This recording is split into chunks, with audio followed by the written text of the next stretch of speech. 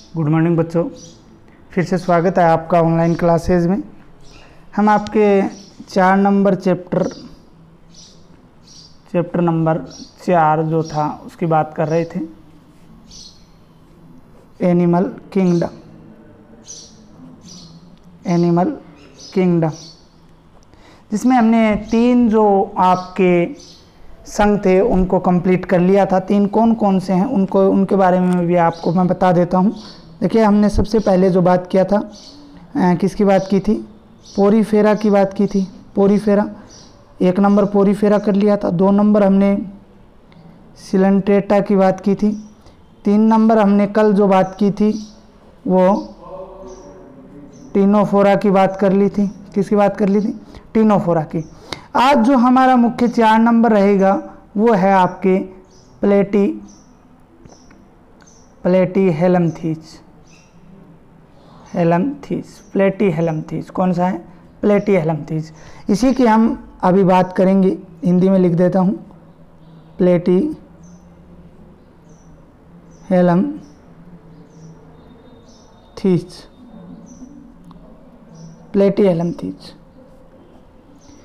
इसके हम बात करने वाले हैं कि इस वर्ग के अंदर क्या क्या होता है और किसे ये कहा जाता है। देखिए, इस संघ की स्थापना की सबसे पहले बात करते हैं तो एक वैज्ञानिक था, गेगेनबार। कौन था? गेगेनबार। उन्होंने इस संघ की स्थापना की थी। पहली बात तो आपको यही याद रखनी है, किसने स्थापना की थी? गेगेनबार ने इसकी जो स्थापना है वो की थी। इसके बाद में इसके मुख्य लक्षणों की ओर चलते हैं। मुख्य लक्षणों की बात करते हैं तो इस संघ के सदस्य हैं वो चपटेकर्मी कहलाते हैं। क्या कहलाते हैं? चपटेकर्मी कहलाते हैं। बात करते हैं चपटेकर्मी क्यों कहलाते हैं, क्या रीज़न है कि इनको चपटेकर्मी बोला जाता है। देखिए, चपटेकर्मी इसलिए बोला जाता है, इन जंतुओं का जो शरीर है उसकी पृष्ठ अधरतल क्या होता है? चपटा होता है। पृष्ठ अधरतल पर क्या होता है? चपटा होता है। सो इनको क्या बोला जाता है? चपटेकर्मी भी कहा जाता है। इसलिए इनको क्या कहा जाता है? चपटेकर्मी कहा जाता है। चपटा होने के कारण इनको क्या कहा जाता है?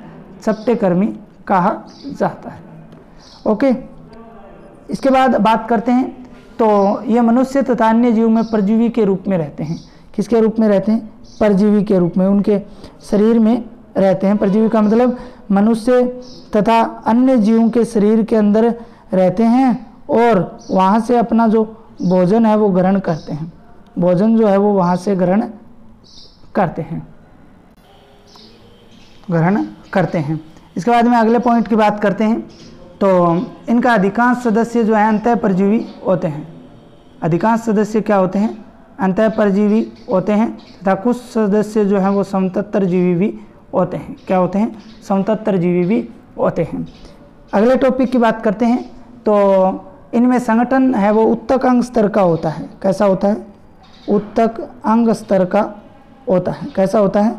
उत्तक अंग स्तर का होता है, अर्थात उत्तक से मिलकर अंग बने हुए होते हैं। उत्तक भी होते हैं और अंग भी इनके अंदर उपस्थित होते हैं।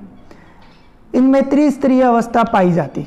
कैसी अवस्था पाई जाती है? बाकी हमने 3 पढ़े थे, उनमें द्विस्तरीय थी, इनमें त्रिस्तरीय होती है। इनके अंदर एक्टोड्रम स्तर जो है वो एक्टोड्रम, मीजोड्रम और एंडोड्रम तीनों पाए जाते हैं। इसलिए इनमें त्रिस्तरीय अवस्था जो है वो पाई जाती है। इसके बाद में अगले टॉपिक की बात करते हैं तो इनका शरीर द्विपार्श्व सममित होता है, अर्थात बीच में से काटने पर 2 भागों में बंट जाता है, बाएं और दाएं भागों में बंट जाता है। द्विपार्श्व सममित होता है। कैसा होता है? द्विपार्श्व सममित होता है। ये अगुवीय होते हैं, अर्थात इनके अंदर गुहा नहीं पाई जाती, अगुविकीय होते हैं। गुहा जो है वो क्या होगी? कैविटी जो होती है वो क्या रहती है? इनके अंदर एब्सेंट रहती है। गुहा इनके अंदर क्या होती है? एब्सेंट होती है, अनुपस्थित रहती है।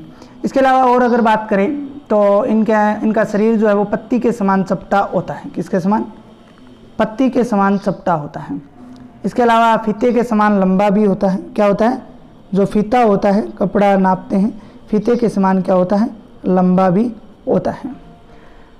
अगला बिंदु अगर बात करें तो आरनाल इनमें उपस्थित भी हो सकती है। आरनाल की अगर बात करें तो आर्नाल दोनों कंडीशन है, एब्सेंट भी हो सकती है और प्रेजेंट भी हो सकती है, ठीक है ना। एब्सेंट और प्रेजेंट जो है वो दोनों हो सकती हैं।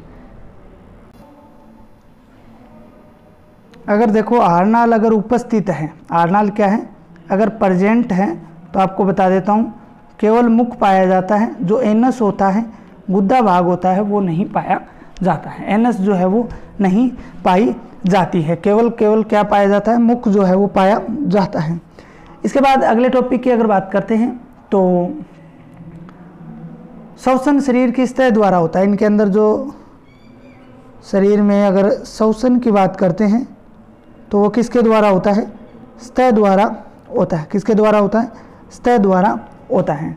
और इनमें अवायवीय परजीवी जो होते हैं उनमें अवायवीय श्वसन पाया जाता है। कैसा श्वसन पाया जाता है, अवायवीय श्वसन जो है वो पाया जाता है, ठीक है। उत्सर्जन तंत्र इनके अंदर पाया जाता है। यहाँ पे इंपॉर्टेंट बात है, देखिए उत्सर्जन तंत्र जो है ना, एक्सक्रेशन सिस्टम जो है, उत्सर्जन तंत्र जो है वो पाया जाता है और उत्सर्जन तंत्र के अंदर विशेष प्रकार की कोशिकाएं पाई जाती हैं जिन्हें ज्वाला कोशिकाएं कहा जाता है। जिन्हें क्या कहा जाता है, ज्वाला कोशिकाएं कहा जाता है। कौन सी कोशिकाएं कहा जाता है, ज्वाला कोशिकाएं उनको कहा जाता है। इस संघ के अंदर बात करें तो 3 प्रकार की पेशियां पाई जाती हैं। कितने प्रकार की, 3 प्रकार की जो पेशियां हैं वो पाई जाती हैं। कितने प्रकार की पेशियां पाई जाती हैं, 3 प्रकार की पेशियां पाई जाती हैं। एक तो होती है अनुदैर्घ्य, एक तो कौन सी होती है, अनुदैर्घ्य पेशियां। दूसरी होती हैं वर्ताकार, 2 नंबर क्या है, वर्ताकार। 3 नंबर अगर बात करें तो वो होती हैं तिर्यक पेशियां। 3 प्रकार की पेशियां इस संघ के जीवों के अंदर पाई जाती हैं, अनुदैर्घ्य, वर्ताकार और तिर्यक पेशियां जो है वो पाई जाती हैं। अगला बात करते हैं तो देखिए प्यारे बच्चों, इनका संघ है, आगे हम बात करेंगे वर्गीकरण। सेस्टोडा है, उसके सदस्यों को छोड़कर सभी के शरीर में खंडी भवन, जो खंडी विहीन शरीर जो है वो खंडी विहीन होता है। क्या होता है, शरीर जो है वो खंड विहीन होता है, ठीक है। अपवाद कौन है, सेस्टोडा संघ। इसके बाद बात करते हैं तो इनमें कंकाल जो है वो अनुपस्थित होता है। कंकाल तंत्र क्या होता है, एब्सेंट होता है। कंकाल तंत्र जो है वो नहीं पाया जाता है। कंकाल क्या होता है, अनुपस्थित। तंत्रिका तंत्र की अगर बात करें, नर्वस सिस्टम की अगर बात करते हैं, किसकी, तंत्रिका तंत्र की बात करते हैं तो वो तंत्रिकाओं से बना हुआ होता है। किससे मिलकर बना हुआ होता है, तंत्रिकाओं से मिलकर बना हुआ होता है। इसके बाद में अगले टॉपिक की बात करते हैं तो देखिए इनमें स्वेदग्राही अंग एफिड्स व पेपेली होते हैं। स्वेदग्राही जो अंग है, स्वेदनाओं को ग्रहण करते हैं। 2 अंग हैं, एक तो एम्फिड्स, ठीक है, और दूसरा जो है वो है पेपेली। दूसरा कौन सा है, पेपेली। इसके बाद बात करते हैं, इस संघ के अधिकांश जंतु जो हैं वो उभयलिंगी होते हैं, अर्थात बाइसेक्सुअल होते हैं। क्या होते हैं, बाइसेक्सुअल होते हैं, ठीक है। लेकिन कुछ क्या है, एक लिंगी भी होते हैं, यूनिसेक्सुअल भी होते हैं। कुछ क्या होते हैं, एक लिंगी भी होते हैं। इसके अलावा निषेचन की बात करते हैं, इनके अंदर लैंगिक जनन, अगर जनन की बात करते हैं तो इनके अंदर लैंगिक जनन जो है वो पाया जाता है। निषेचन की बात करते हैं तो शव एवं पर निषेचन, शव एवं पर निषेचन दोनों पाए जाते हैं, जबकि जो निषेचन है वो बाह्य होता है, शरीर से क्या होता है, बाहर होता है। क्या होता है, एक्सटर्नल फर्टिलाइजेशन की क्रिया जो है वो होती है। कौन सी क्रिया होती है, एक्सटर्नल फर्टिलाइजेशन की क्रिया होती है। इसके बाद में बात करते हैं तो इनके अंदर परिवर्धन जो है वो प्रत्यक्ष, डायरेक्ट एंड इनडायरेक्ट दोनों प्रकार से होता है। परिवर्धन क्या है, प्रत्यक्ष और अप्रत्यक्ष दोनों प्रकार से इनके अंदर होता है। और इनके लाइफ साइकिल या जीवन चक्र के अंदर अगर हम बात करें तो 1 या 1 से अधिक लार्वा जो है वो पाई जा सकती हैं। क्या, 1 से अधिक लार्वा जो है वो पाई जा सकती हैं। अब हम बात करते हैं आगे इसके वर्गीकरण की, बात करते हैं क्लासिफिकेशन ऑफ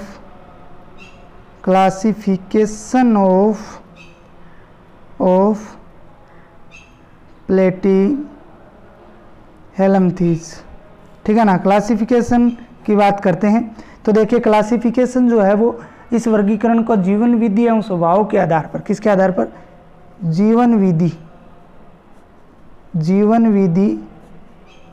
एवं स्वभाव के आधार पर किसके आधार पर?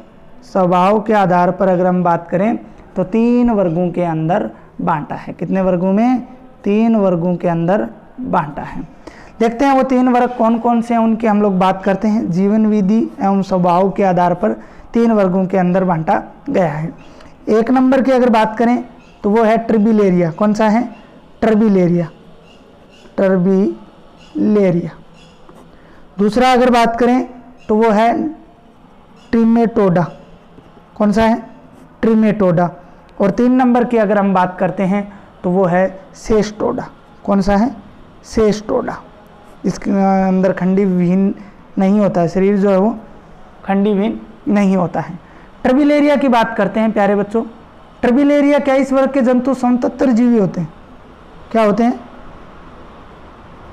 समतत्तर जीवी होते हैं।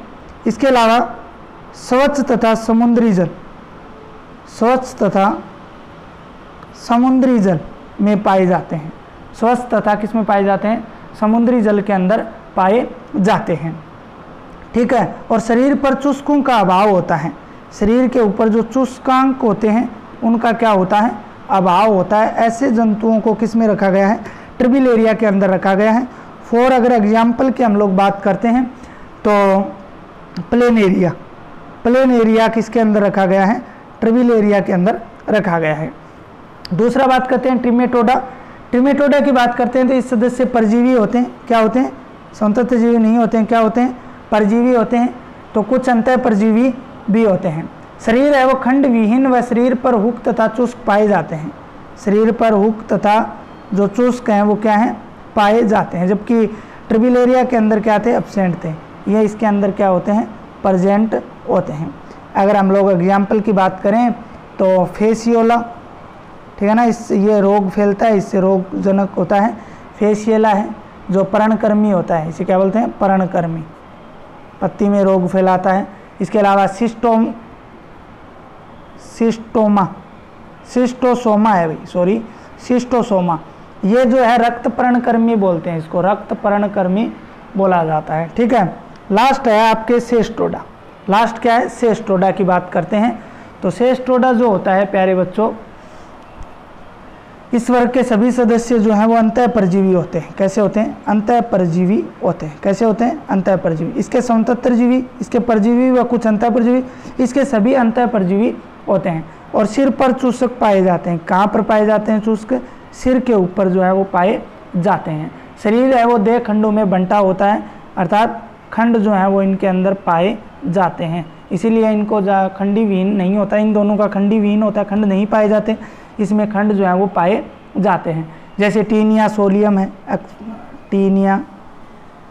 टीनिया सोलियम है। ठीक है। इसे पोरन फित्ताकर्मी बोला जाता है। टीनिया सेजिनेटा है, इसे भी टेपवर्म बोला जाता है। तो प्यारे बच्चों, इस प्रकार से आज हमने किसकी बात की? प्लेंटीहेलमिंथीज की बात की। इससे पहले पोरीफेरा, सिलेंट्रेटा, स्टीनोफोरा, और आज जो है प्लेंटीहेलमिंथीज की बात हो चुकी है। कल हम 5 नंबर जो बात करेंगे वो बात करेंगे एस्केहेलमिंथीज की। किसकी बात करेंगे? एस्केहेलमिंथीज की बात जो है वो करने वाले हैं। तो प्यारे बच्चों, ये इसके मुख्य जो लक्षण थे उनकी बात कर ली, और इसके जो वर्गीकरण है जीवन विधि व स्वभाव के आधार पर 3 भागों में ट्रिबिलेरिया, ट्रिमेटोडा और सेस्टोडा की भी बात हमने कर ली।